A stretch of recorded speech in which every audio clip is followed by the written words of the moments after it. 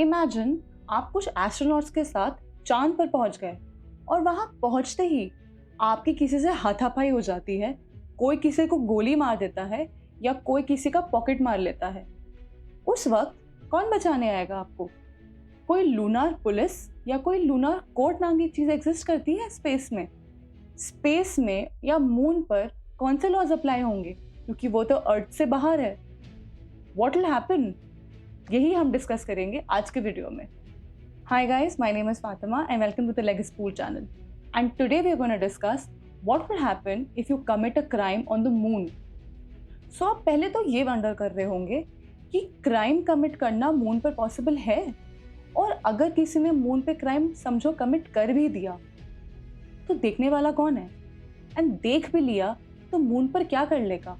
कोई जेल तो है नहीं वहां, या आपको कोई स्पेस में एयर जेल में नहीं फेंकेगा। तो कौन से लॉज अप्लाई होते हैं वहां पे? मून किसी एक इंसान का है नहीं। मून पर ओनरशिप जमाना प्रैक्टिकली पॉसिबल नहीं है, क्योंकि मून तो देखा जाए तो सबको दिखता है, चाहे आप इंडिया में हो, कनाडा में हो, यूएस में हो या कहीं पर भी हो। तो मून किसी एक का तो है नहीं। सो मून सबका है, ये हम समझ सकते हैं क्योंकि हम सब उसको देख सकते हैं। तो उस पर एक शेयर्ड अपॉर्चुनिटी सबका हक है, हर कंट्री का हक है। This is what was understood by a treaty जो 1967 में साइन हुई थी। तो देखा जाए मून एक लॉलेस लैंड नहीं है, वहां पर international and space laws apply होते हैं। International laws Y? बिकॉज वहां पे बहुत सारी कंट्रीज इन्वॉल्व है। So let's get back to the treaty. 1967 में एक आउटर स्पेस ट्रीटी साइन हुई थी एंड इसको बहुत सारे कंट्रीज ने साथ साइन किया था। बिफोर वी मूव अहेड, एक सिंपल डेफिनेशन में समझाती हूँ कि ट्रीटी क्या होती है। A treaty is a legal agreement binding by law and उसको दो या दो से ज़्यादा कंट्रीज साइन करती हैं। वो इस वजह से कोई ट्रीटी साइन करती हैं, apart from even space laws, एक ऐसे इश्यूज होते हैं जो कंट्रीज की एक दूसरे के साथ हो सकती है। फॉर एग्जाम्पल, कोई वॉर हो गया, कोई ओनरशिप हो गई, या कोई भी डिस्टर्बेंस हो गई जो दो कंट्रीज के बीच होती है, तो उसको सॉर्ट कैसे करते हैं, इसके लिए ट्रीटी साइन होती है। सो दैट अगर फ्यूचर में कोई भी इशू हुआ दो या तीन कंट्रीज या आपस में, तो वो उसको इकट्ठा साथ मिलके इन यूनियन कैसे सॉल्व कर सकते हैं, इसलिए ट्रीटी साइन होती है। सिमिलरली स्पेस में मून जो है उसके ऊपर ओनरशिप क्योंकि किसी का नहीं है, तो उसके लिए भी एक ट्रीटी साइन हुई थी। So this was known as the outer space treaty of 1967। इस ट्रीटी के अकॉर्डिंग ये बताया जाता है, सबसे मेन लाइन ये है कि यहाँ पर मून की कोई ओनरशिप नहीं ले सकता, या फिर अगर आप मून पर पहुंच भी गए या कोई भी कंट्री ने अपना स्पेस स्टेशन भी वहां भेज दिया और वहां अपना झंडा भी गाड़ दिया, तो भी उससे ओनरशिप नहीं बताई जा सकती। So according to that treaty 5 very important points discuss हुई थी जब मून के बारे में बात हो रही थी। सो मून को इस्तेमाल करना सबका इक्वल राइट है, सारी कंट्रीज का इक्वल राइट है।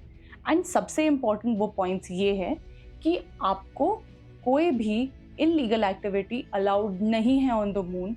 आपको मून की स्पेस को रिस्पॉन्सिबली यूज करना है, कोई एंटी गवर्नमेंटल एक्टिविटीज के लिए इस्तेमाल नहीं करना है। देन आप कोई वेपन लेकर के वहां नहीं जा सकते, क्योंकि उसका पर्पस सिर्फ और सिर्फ एक्सप्लोरेशन का होना चाहिए। ये सारी कंट्रीज ऑब्जर्व करती है कि दो कंट्रीज कभी भी इस चीज को एक्सप्लॉइट ना करे, या कोई भी कंट्री वहां जाके कोई इलीगल एक्टिविटी ना करे। This is why these particular points are important. Peaceful usages also is something that was very importantly discuss in this treaty. Peaceful usage का मतलब ये है कि कोई भी कंट्री उसको अच्छे से एंड ऐसे ही इस्तेमाल करनी चाहिए मून के सरफेस को, कि कोई भी दूसरी कंट्री का कोई भी मिशन या कोई भी चीज़ डिस्ट्रक्ट नहीं होनी चाहिए या इंटरप्ट नहीं होनी चाहिए। Lastly, compensation also is a very important point discuss in this treaty. Compensation का मतलब ये हुआ कि अगर आप वहाँ पहुँच करके, मून पर पहुँच करके आपने कोई भी डैमेज किया या कोई भी मिड वे भी कोई डैमेज कर लिया जो अर्थ को किसी भी तरीके से हार्म कर सकती है, you are suppose to be responsible and whatever is to be paid for it, you have to do that, depending on what country you are from obviously. So अब जब हमने ये समझा कि सारी कंट्रीज इक्वली इन्वॉल्व है, तो अगर क्राइम कमिट हुआ है by one astronaut against the other, तो मून पर कौन से कंट्रीज के लॉ अप्लाई होते हैं? तो इसका सिंपल आंसर है जिस कंट्री का वो एस्ट्रोनॉट बिलोंग करता है। You will be prosecuted once you go back to earth. तो आप ये मत समझना कि वहां पे जो चाहे कर लो, और क्योंकि इंटरनेशनल अग्रीमेंट कोई अलग जुरिस्डिक्शन रखती होगी तो आपको दूसरी तरीके से ट्रीट किया जाएगा। नहीं, you will be charge as per your own countries laws. Interestingly, moon पर दो बहुत अजीब किस्म के क्राइम्स है जो आपको पता भी नहीं है। एक है कि आप मून से कोई स्टोन उठा करके अर्थ पे वापस नहीं लेके आ सकते, एंड दूसरा, आप वहां पे लिटरिंग भी नहीं कर सकते, मतलब वहां कचरा फेंक करके भी नहीं आ सकते। This is also considered as a crime. And again, आप जिस भी कंट्री के एस्ट्रोनॉट हो उस कंट्री के लॉज आप पे अप्लाई होंगे। सो ये हुआ अगर आपने खुद कोई क्राइम कमिट किया हो, अगर आपने किसी दूसरे के अगेंस्ट कोई क्राइम कमिट किया हो। सो इमेजिन, आपने अपने फेलो एस्ट्रोनॉट का ऑक्सीजन से टैंपरिंग कर लिया, ये भी एक क्राइम है। तो उस वक्त अगर ये सिचुएशन है, आप एक इंडियन हो और आपका जो फेलो एस्ट्रोनॉट है वो एक यूएस सिटीजन है, दो अलग कंट्रीज के लोग अगर किसी भी ब्रॉल में या किसी भी हाथापाई में इन्वॉल्व्ड है, तब कौन से लॉज अप्लाई होंगे? ये भी एक बहुत इंटरेस्टिंग क्वेश्चन था जो अगेन अग्रीमेंट्स के ही हेल्प से सॉल्व हुआ है। तो again in the same situation, आप जब अर्थ वापस जाओगे तब आपके स्पेसिफिक एंड रिस्पेक्टिव कंट्रीज आपको सजा देने के लिए पूरा इंतजाम करके बैठे होंगे। सो यूएस वाला इंसान जब यूएस पहुंचेगा, he will be charge as per the US laws. आप जबकि अगर इंडियन है और आप इंडिया वापस जाएंगे तो you will be charge as per Indian laws. This is what has been very peacefully decided by international laws. So this is how easily earth से बाहर की कोई भी किस्म की एक्सप्लॉयटेशन या कोई भी किस्म की क्राइम कमिट होती है तो वो सारी इस इंटरनेशनल ट्रीटीज या इंटरनेशनल अग्रीमेंट्स के थ्रू सॉल्व हो जाती हैं। सो अगर ज़िंदगी में आपको चांस मिले मून पर जाने का या स्पेस में जाने का, ऐसा मत समझिए कि आप अर्थ से बाहर चले गए तो आप लिटरली लॉ के अबव निकल गए। दैट्स नॉट पॉसिबल, क्योंकि हर चीज़ का इंतज़ाम हर कंट्री ने बहुत पहले से करके रखा है।